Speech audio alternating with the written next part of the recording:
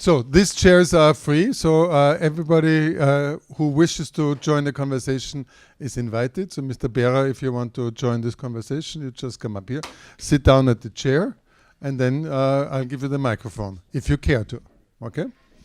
And that is also true for you, Peter Knies, or for anybody else, and so around. So if Alois Forscher has set up his spy camera, which is quite interesting. Tillmann, you want to take a chair? I have a question to Alois Forscher, and you get the microphone only for 60 seconds. What did you learn new today? A lot, thank you. Okay, I said not how much. You're not answering my question. We are not on television. So, what is it? What you learned new? Yeah, I learned a lot about music information retrieval, which was the central topic. I learned from you about the collaborative effort for performing music, possibly also for conducting, and in the creation process of music. This inspired me a lot and makes me thinking all the time about how to combine this social and collective adaptation to situations that have been captured by, a perception system, but now at the level of a collective, not of the individual. And I guess this is a fascinating topic. I have to continue on that overnight. Okay, this is for breakfast. Jody, what did you learn new? I also learned a lot, and to me what surprised me most is that even in a so apparently closed and small field as music research, I would not say music information retrieval, but music research, I've met people that I didn't know, and I guess that, there's so much in music research that even if you go to conferences, you don't see all the things that I've seen today. So in particularly, the musicology, music psychology, also there are things that obviously I'm aware of, I'm vaguely aware of, and that I would need to know more about. Today it was a very good surprise and very big seeing that that there's so much people that we should know that we don't. Yes, I would agree with that. There's a tremendous breadth of experiences and expertise here. Music psychology, I didn't know your work in much detail at all, or about all the work of Michaela that I did not know in that much detail, or about the development of pervasive computing. I did not know that much about it. So yes, many interesting things. Yeah, as music researchers, sometimes we have to justify that we're dealing with such unimportant things, and I always have to tell people that music is actually quite ubiquitous and important. We spend a lot of time with it every day, and I find it very interesting to see that actually the very serious, important industrial world finds its applications to musical problems, and that we can make these links, and that people that are traditionally interested in more the serious stuff are also happy to engage with more fun stuff. So that was good. Michaela? To me, this confirms, I'm not saying I knew all of this by any means, of course, and I'm always surprised and curious when I find yet another person with their approach. But it does confirm that when you put all these minds in the same place, that they do inspire each other tremendously, and then the whole becomes more than the sum of its parts. And I think this is what we should capitalize on. Please repeat the question. I get it. What did you learn new? Did you learn something new today, and what is it? Yes, I've learned a lot. I appreciate very much this different kind of presentation. What for me, the first thing is I've learned how important is education in our institution, and that being an university of art should much more be attentive about education questions, because what we are dealing about is communication, knowledge, what is application, what is fundamental, and all these questions are related to art, of course, but much more to how we, what kind of idea we have, what music does to education, to communication, to reality. So I think this is something we have to think about Horizon Europe for me. Yeah. That leads me right away to the next question. Where do you see the greatest interest and potential from your side in next steps and the way ahead? Where would you see something where you would want to invest your own energy? I think I start with you, Michaela. Well, I think it's timely that this community, and now it's a broader spectrum within the community, and I think this is what we have just been discussing. There's lots of interdisciplinarity that has come into this community, which is fantastic, which means that we can now provide all of these different viewpoints.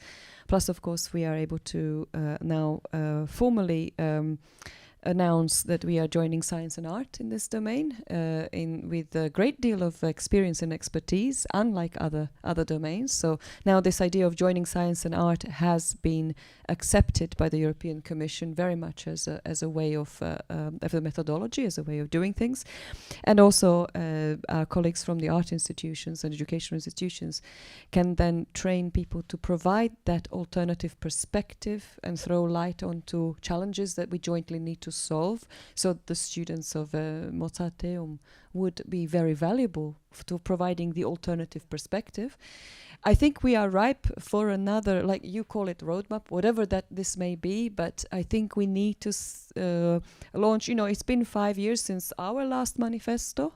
I think there is a new one to be created from this current perspective and the status we have managed to establish. So I think this is joining forces and planting the flag in the ground of what we are now able to contribute in the next phase. Yeah, I'm puzzled and intrigued at the same time about this overuse of this term artificial intelligence, and it appears here and there and everywhere. I'm somehow educated on this Turing machine level of computer systems, which means that everything that can be structured into an algorithm is computable on a Turing machine. That is the result of Alan Turing, namely to define the class of problems that can be solved on a computer. What can a computer do? It is everything. It is that class of problems that have an algorithmic representation. And there are problems that do not have an algorithmic representation. And I give you just one: randomness. So there is no computer in the world based on algorithmic structures able to create random numbers. This is impossible by definition, because if there would be an algorithm, it would be a deterministic thing. It would not be random. Okay, so random is just there in nature. It's not there in computers. And the same, I guess, holds for creativity. I mean, we have now this super trained CNN or deep learning networks, and we say they generate new things in a creative way. Yet still, these are just algorithms that are combined in a very complex and intrigued and intertwined way, so that as a human being, we cannot just trace that this is an algorithm. We are surprised by the speed, how fast it goes, and by the variation it generates, but still it's an algorithm. It, in detail, on the micro level, it is predictable. On the macro level, it is just generating surprise. And I think everything that we do and everything that we can do on classical computer systems now and in the future somehow invites for this coexistence of this machine intelligence or artificial intelligence and the natural intelligence which is there in humans. And these are very different types of intelligence. Whereas humans are very, very good in handling exceptions. Machines are very, very good in repeating things at the same level of quality in a high speed, at a very, extreme performance where humans cannot compete. So the question to me is just how can, in the future, artificial intelligences coexist with human intelligences? Because that would be, the fertilization for both sides. If we can combine the strengths and weaknesses of human intelligence with the strengths and weaknesses of artificial intelligence, wouldn't that be a nice, perfect world?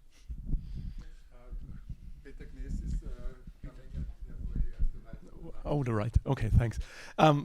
Based on what you were saying and based on what you were saying, I think this is the central question. And if you talk about a roadmap, I think this is also what's somewhat missing in the existing roadmap. I think this is what has pretty much changed over these years, and what Sergi was mentioning in his talk before, how many applications there are now. You cannot keep track of how many algorithms come up, stuff coming out of Google Magenta, etc. Everybody has their own compositional system. All these things are there. You don't really know what they're doing, whether they're good, whether they're better, as I was mentioning. I think this would be a central challenge for these future developments and structuring that in a way, and maybe this coexistence and what is useful actually for people, what is just appearing for some time and vanishes again is not that important. But how can we really find a strategy of finding out what is the interesting thing here? And I think this could be part of a roadmap, really. Yeah.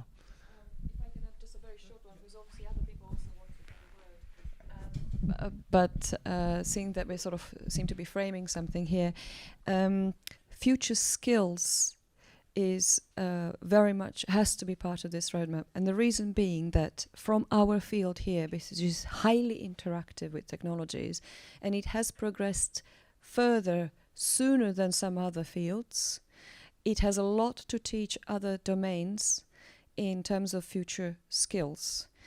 So the sorts of interactivity that we're experimenting with, all of us here, are actually revealing potential for human development.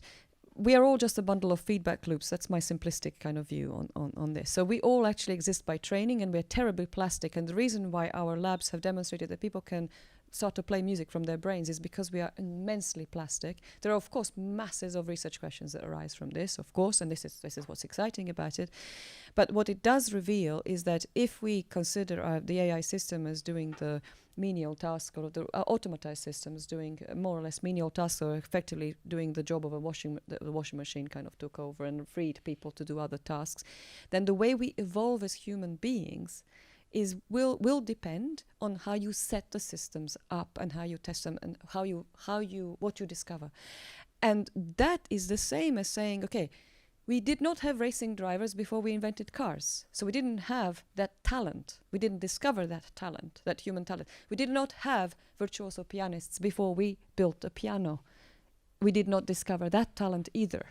That sort of talents we are now uncovering are really depending on this design of the systems and testing of those systems, and we are suddenly discovering fantastic new talents in people where they are liberated from the menial tasks and they can become virtuosos in these new systems. And what we build from here on is really going to impact the future of work in general, not just in our domain here. So to me, this is key. This is what when you say, how is human intelligence going to evolve now? And we have a fantastic opportunity to show that. So please, someone else. Sorry, what was the general question? What we would like to do? Yeah, what we'd like to see. Yeah. I obviously this idea of co-creation and sort of the artificial human links. That's obviously very interesting. What I also find interesting from my own personal perspective to acknowledge that there is obviously not only traditional arts and humanities and sciences, but we also have social sciences as a discipline that could maybe contribute to this. So we talk about social interaction and communication. There's a lot of knowledge there. We have 150 years of experimental research on music aesthetics and perception, and it doesn't stop with the perception of pitch or the perception of happy and sad, but there's a lot more, a bigger world, a bit of sphere there that we could explore using these sophisticated methodologies. Yeah, I think I heard some skepticism about artificial intelligence here, and I share that to some extent, but I think at the same time, the development is tremendous. So we have new algorithms, we have much more computing power, we have much more data, and we have much more network capacity. And that has already translated into a digital transformation of music in our society and how we consume music, how we produce music.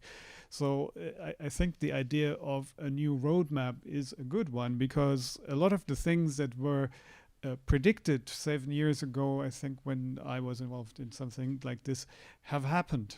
And so the question, what next, is really a topical one now. Well, I wouldn't know how to resume or to have a clear idea about how to continue or what I would like to do. But I can say a few words about creativity. And I think I have a very pragmatic approach to creativity. I mean, I like to cook, I like to do many things, and many people like to do many things, and I don't see a very big difference between most of them. And I have also a very pragmatic approach to art. When you mention, I mean, someone said I'm doing music, but I don't know if I do art. I could feel sympathetic with this approach, and I would say that, I mean, if you can talk about music, there's no need to talk about art. And I guess that somehow art is being, for me, reserved to the space that doesn't have another, that doesn't have a profession. Like you are, I mean, you do cinema, you can do painting, and now that these technical professions that come from the Renaissance are not clear, this space that is reserved for the rest, I would call it art. And so I mean, if someone tells me I'm a musician, I would say you're a musician. And if someone asks me, are you a musician? I would say I do music. Are you an artist? I would say no. But so that, what does it bring? That I think with this pragmatic approach, I think I agree with you about these computers, but I really think that computers can make us, I mean, in many things they are making us worse, or they are ruining our lives.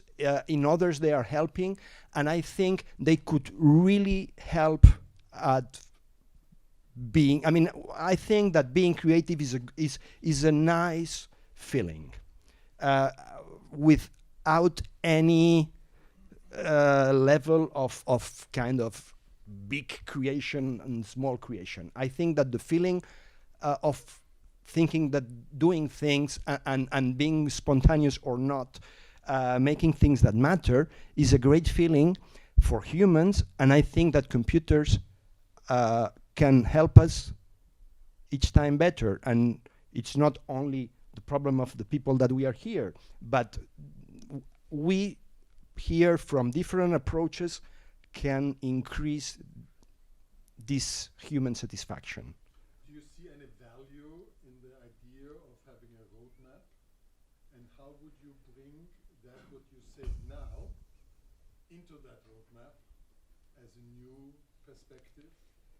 Well, probably if you asked me 10 minutes before, I would have said something else. So maybe I forgot what I have said now, but I will try to write it. And I don't know how I put that into a roadmap, but maybe it's something that could be done.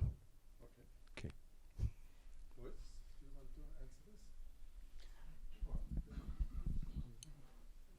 Okay, I think just to add this, I think the idea of creativity and its digital manifestation would be an important element in any roadmap, and I think a roadmap could help to clarify the case for future research, what needs to be done and why we should be doing it, and helps, of course, the case to argue with the funders. What do you think of Elisabeth Gutjahr's intervention that education is very critical? And when you listen to Michele Magas, she says that with the development of the technology, we have to envision future skills and competencies on the basis of discover them. What do you think of that? I would agree with that. I think education is necessary to so good education is necessary to deal with the transformations that are happening, and it will have our education will have to change and will have to adapt to this. Maybe just some word for education. Education is for me to give a space where something could be discovered. It's not a program where I have to go through with some children. It's creating an area, a space, a free space, where experiments could happen, where meetings could happen, where training could happen, of course, but it's not a program. So it's very close for me to idea of roadmap. That's one thing. But I want just to add something to your thoughts. Of course, we not only solve problems with digitization, but we create problems. So we have to look at the other side of the thing and be aware of both sides, not in a kind of battle between, but in a kind of awareness. And I think that's one of the most important things, that we are not struggling with prejudice, but we are struggling with realities and find out what are good questions. And of course, one of the problem is for me velocity, and velocity of the necessity to of creating in a very, very short time always new products and new technologies and new standards. And this kind of velocity not always fit to the velocity of development of human experience. And I felt a kind of tension, which is not really creative and not really helpful, also in the universities, how to deal with this extreme velocity of developing new projects and new products, and the necessity of students and also of staff and researchers to have enough time to deal with the things and to think about how we deal with this. And this is kind of this tension is growing up, and maybe a roadmap could help to find strategies how to deal with these different velocities. I can actually immediately react to that, if I may. So the methodology that we deploy seems to tackle at least, I mean, correct me if this doesn't answer your question. I think it might. The pressure on an individual is huge if they are to compete in the old-fashioned way of accumulating knowledge. So basically, if you're left to your own devices with a pile of books in your room and you have to try and compete with the development of knowledge, you will fall behind. If you gather the knowledge between your peers, if you do these bursts of acquiring of knowledge, like we use in our labs, where we have 5 days of intensive exchange of knowledge and also tech transfer, so learning all the new tools and new systems, you cannot sustain that sort of level of energy all the time. So you do it as a burst. All of the projects and all of the new collaborations that come out of it. So first of all, all the people involved acquire the knowledge super fast in that environment. You cannot compare it to anything else. It's amazing. Also, the physical presence here is vital. There is a great deal us as human beings absorb, and I think you might have touched upon sort of that quality as human beings as to what we are able to do. And I think it also has to do with the AlphaGo loss. I think we do games because we want to interact with other human beings. And I think that the skill of the AlphaGo master was the micro movement detection in his opponent, which was missing from that test and exercise. And so we could have a whole discussion on that. So there is the human quality that needs to be maintained in the physical space when we exchange knowledge. After you do that burst of 5 days of really intensive acquisition of knowledge and appreciating each other's capabilities and then forming collaborations, we then allow people to develop for 4 months or so at their own pace with the new partners and new teams, their projects to really process what just happened, to really evolve, to evolve themselves through the process and then come back to another injection. And that's why we feel that this pace of kind of having the peak and then the slower pace of where you can process, you need time to process knowledge. This is what you're saying, because there's a problem with that. If you don't process it, it doesn't stay, it doesn't stick, it's not very useful long term. Then you end up with these stages of development that are marked by these bursts of energy. And this is where people need to really come together. So if you have a MOOC on its own, it's not as effective as if you have a MOOC with what we call acupuncture points, where people come together. And the collaborative space is phenomenal nowadays. We can really work with that. So that would be, I don't know if you have a thought. I would want to pick up on this pronunciation that the gain that comes from technology also raises questions. And of course it does. And this is coming from the fact that technology in some sense is the sparring partner to the evolution of the human intellect. I mean, first we create and then we assess and then we are satisfied or we are disappointed and we recreate. Yeah. So that's the cycle of nature. I guess motivated we are to create technology just because we are limited in our abilities. When driving here, I did this windy road and it was cold outside and temperature was around 0 degree. So just looking at the street, it was in the evening, I could have seen that there is ice on the street. Seeing that ice on the street takes the light approaching my pupil, takes the pupil bringing the light to the retina, means analog transformation of that signal to the nerve, and that bringing the signal to the visual cortex, and the visual cortex bringing the signal to the parietal lobe and to the dorsal lobe. And this process takes about 100 to 110 to 120 milliseconds. If we take the processor that is in that computer over there, it's a gigahertz processor in this computer. Yeah. Within that time of 110 milliseconds, this processor is doing about 150 million operations. 150 million operations. My brain cannot do it. So it would be stupid not to take this technology to assist my human perception, because I'm way too slow. I'm far too slow to react to this. And the technology can react to it in time. I can only perceive here light in the range of 1640 nanometers up until to, I don't know, 800, whatever. So if there is light coming in the infrared spectrum, in the ultraviolet, I cannot see it. My eyes cannot perceive it. I cannot see it. The radio, wireless communication radio that is in this room here, I do not feel it on my skin. It's not there. But I could use technology that would map the information whether Wi-Fi is available in this room by vibration to my skin, and that would tell me now here I'm in the range. Yeah.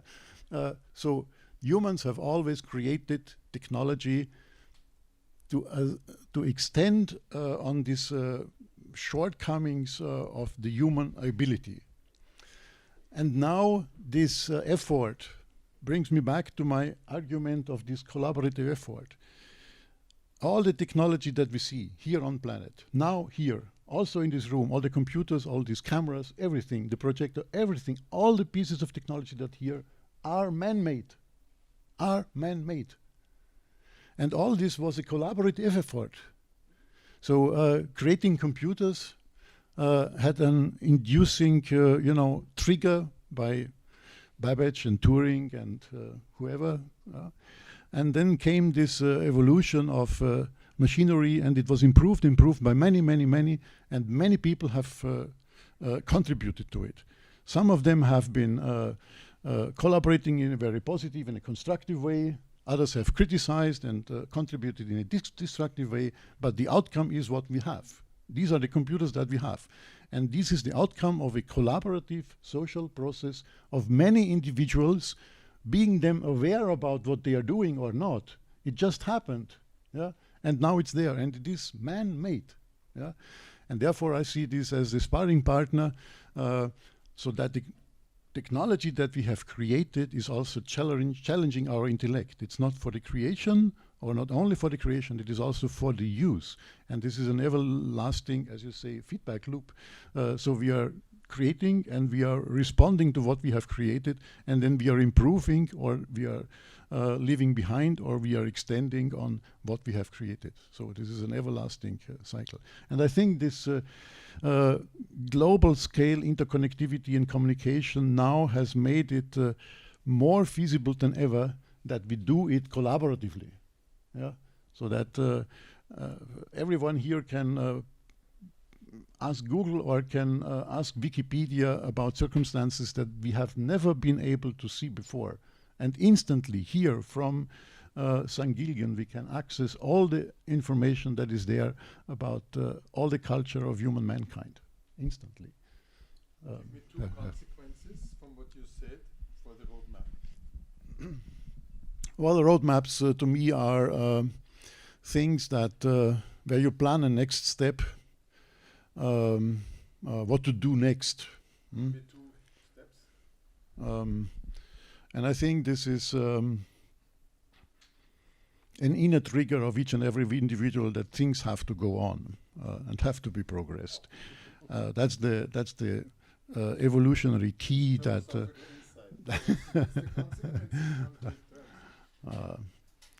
So as long as we are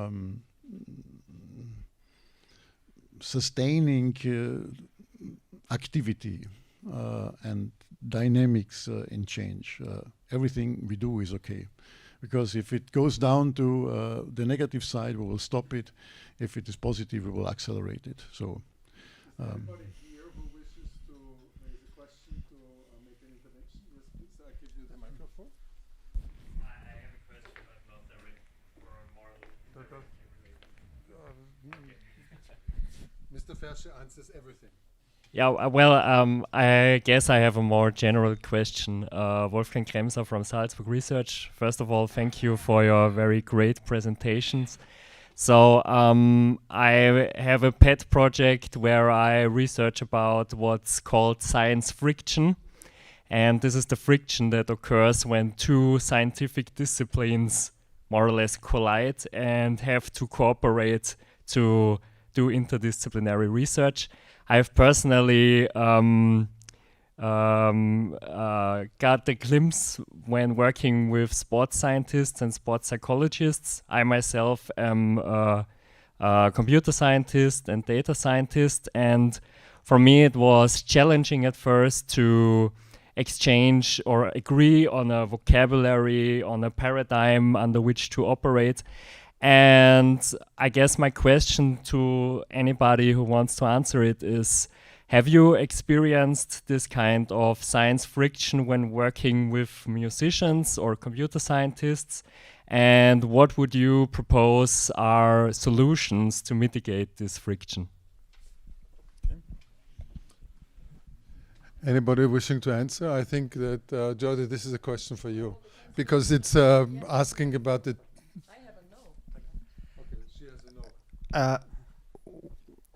Well, first I would say that I don't consider myself as an expert in anything, and I'm kind of a dilettante of many things, and for this reason I have always chosen to work with people that are wide enough and permeable enough, so as even if we don't have the same vocabulary, I mean, people that are not scared of doing different things and of learning all the time. So personally, I like places or situations where this friction doesn't happen, and I don't see. I mean, in my experience, it hasn't never happened, depending on the area of expertise of someone, but more on the character of someone. Then, on the other side, I'm kind of reluctant about the very specific calls where they say, we bring a scientist and an artist, because I don't believe in this. For me, it's a bit of a parrot. I mean, a caricature. So if a caricature artist and a caricature scientist are together, the results would be poor. Would be friction and poor. Sometimes the artist thinks that the scientist is a technician, I mean, like an operator of something, and the scientist might think that the artist is just a dreamer or a crazy guy. And in this context, there's, I mean, my experience tells me that outcomes tend not to be very good. But there are many people, I think, probably even here now, that are not so limited in their, I don't know, well. So that's what I would, that's the context I like to be in. Yeah, I do apologize in advance, it won't be a short sentence, but it's quite important, I think. I will say no, and the reason I will say no is because that's what I've been working on this whole time, is actually creating the structures that eliminate these situations. And the way that this happens is, I will try and illustrate it for you with another case. I don't know if you have ever heard of the polder model. This is a Dutch model. It's very famous in Holland. It's the basis of their democracy. The reason why the polder model was developed, because Holland experienced floods, and when it experienced floods, it required every single member of the community to act to prevent the community from being damaged by the floods. Therefore, the polder model is the basis of their democracy. Now, within that, it doesn't matter if you're a cobbler or if you're a thatcher or whatever trades back in the day when this was founded, your knowledge and your skill will be utilized to the best of your ability in order to solve this big challenge. Now, if you present a community of Nobel laureates and famous global artists, and I don't know if you notice in one, those who are familiar with some of the European officers, there was a European officer who took a holiday from his work at the European Commission to be part of our labs for a week. It was one of the people who you heard. Any kind of profession, if you were in a situation of floods in Holland, and if someone decided to start to read a peer-reviewed paper to the other in order to solve something, we wouldn't get very far, right? So we drop jargon, we get our hands dirty, we roll our sleeves up, and we give ourselves really grand challenges. Some really major problems, and we shoot for the moon, and we might land somewhere towards it. It eliminates the misunderstandings between professions. It doesn't make any of them feel that they are in charge and it's in their domain that the other people are coming to, because that creates friction, of course. It makes all of them think, this is a big challenge. How am I ever going to apply my knowledge to this situation? And all of them are outside their comfort zone at that point. The humbleness that creates in the room also creates respect for the other. I am slightly simplifying it, and I would like a psychologist, for instance, to come and analyze and write about this, but I am slightly trying to simplify to illustrate how the process works. Then what happens is that everybody is using whatever they know or whatever skills they have to really literally build the bridge together. And the result is always something that everybody feels that they have gone through a human transformation in the process. They feel they have grown as a person as a result of it. So it operates at a different level. At that point, the friction is not there anymore. So I hope that answers why I said no. It did. Thank you. I just wanted to add a comment into this discussion because in the theory of problem solving, and there are many theories, one of them is called, for example, TRIS. It's very common that in order to solve some sort of a big scientific challenge, the challenge typically presents itself as a conflict. And you can see this as a conflict of something needs to be warm and cold at the same time. Something needs to be fast and slow at the same time for two different reasons. And there are some principles of how to sometimes solve these conflicts, and the solutions are very difficult. Now, this, I think, maybe, so what can present to us as a conflict, we have computer science, a very exact field, mathematics, and arts, a soft field, very different field. Some people might perceive it as a conflict, but it's actually an opportunity, I think. It's an opportunity to work together, and because then you can solve the problem and come up with something completely new. And I think that it's good to look at it from this perspective. Where are the opportunities?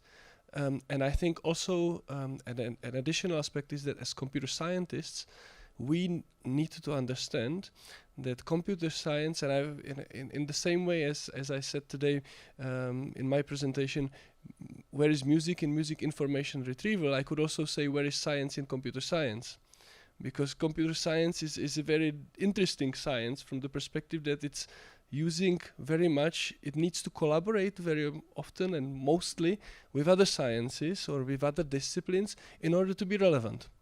And I think we need to therefore, we work in biology, we work with life sciences, we work with engineering, we can work with arts, we work with humanities. And I think that's, so computer science is the disciplines which enables other disciplines to progress.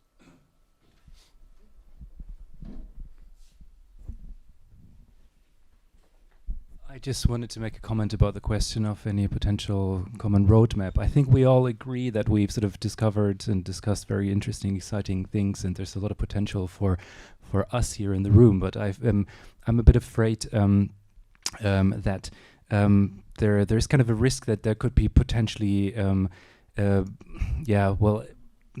situation where everyone in our society follows this path, and people live in different worlds and different cultures. And I'd like to link this to this idea of higher education and sort of what we can do if we're establishing a roadmap of sort of the future of music technology. My opinion would be that these topics should be a part of the basic training of musicians and creative people and artists, and should not be seen as separate. And from my personal experience, it's not that what happens, right? So I teach in a music department, and most of my students like to perform Western art music or compose it, and those that do popular music like to work at and that do sound recording, they like to work as a sound engineering and recording studio in the end. And all these professions might not exist in that traditional role in the future. And I feel like there's a big cultural problem or gap between different approaches to problems. And I would just wonder, how can we overcome this? Like, what can we do? I think we've seen a couple of great examples of engaging people with technology. But I often see a lot of young faces who say, well, I don't like maths, I'm not good at maths, and so I'm not interested in that. And so, yeah, what can we do? And do people agree on that? Okay, my personal reaction to this is, I think collaboration and motivation, like engaging with mathematics or technology, depends on what your goals are.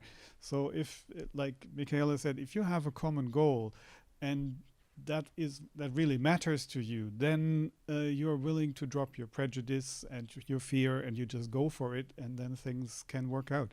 So I think we need to instill the sense of purpose in people and give them opportunities to set their own goal and give them the space to pursue them.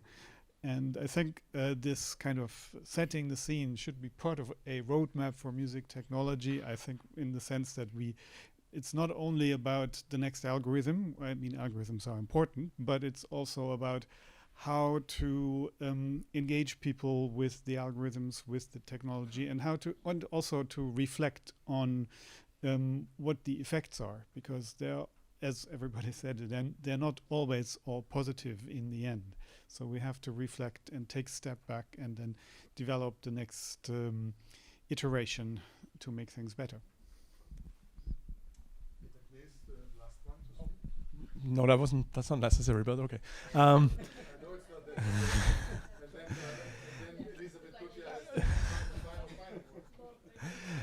There was an interesting thing that I learned from you, but I think you coined the term of respecting ICT that was mentioned earlier, and I really love that term, to be honest. And I think it's actually also an answer to many of the. It's a great term, and if I got it right, it's the idea that the machine is not overwhelming the person, right? And I think this is. This should be a general principle, regardless of whether it's pervasive or not, in a way. But I like to, and I use this shamelessly as a possibility to advertise some initiative. But I think this is a great concept also so I'm involved in an initiative called Digital Humanism, where we've written a manifesto coming out of a workshop that was held last year in Vienna, which was very interdisciplinary. So we tried to get perspectives really from all disciplines, because there is this, everybody understands that the system or ICT, the way it presents itself today, is maybe not the thing that it was supposed to be from the perspective of computer scientists, but it's actually creating a lot of dangers. Let's put it that on that level. With platforms taking over control, like Big Five and so on, all these kind of things, and the human's not really in the center of all these developments anymore. It's other interests that are more important, and that's and the idea was that we have to come up also, if you want to say so, with a roadmap of how to fight that in the long run. So if you're interested in that, Google Digital Humanism Manifesto, and you'll find the TU website, and you can sign, and you can read it, and you can also sign and support it, and I'll ask you to do that.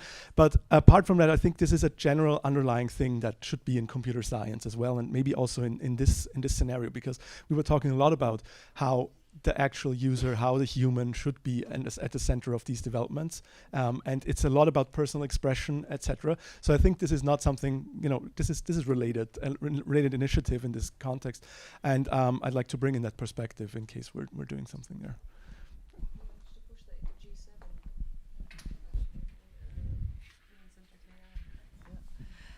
Just want to add a little idea, not an idea, an information. Austria just finished a competition about a founding for digital and social transformation in the higher education. And the presentation was on the last Monday, and it was about 50 million euros, which was distributed within 35 projects. And there are very, very few projects who are more from a humanic or holistic point of view. The most are just administration, platforms, data organization, a very, how you call it, functional or pragmatic thing. And there are very, very few reflected projects who are going more in kind of a roadmap where you want to go. And this lack of reflection and this lack of vision. What are we doing? Where are we going?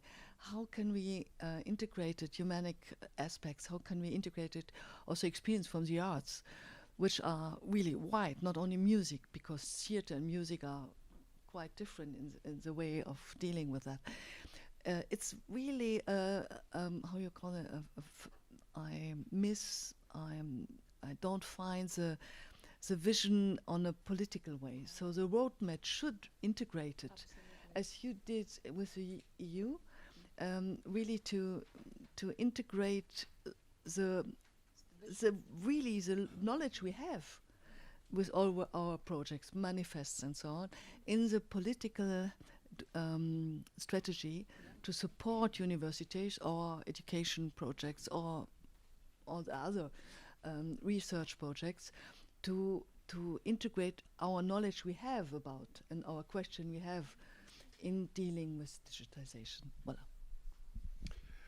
Thank you very much, Elisabeth Gutjahr, for this final word, putting out the challenge which we face in Austria and around Europe. And what the two of you are doing now is exactly what we should do over the supper, but and then afterwards. So why don't we all give a hand to the panel here?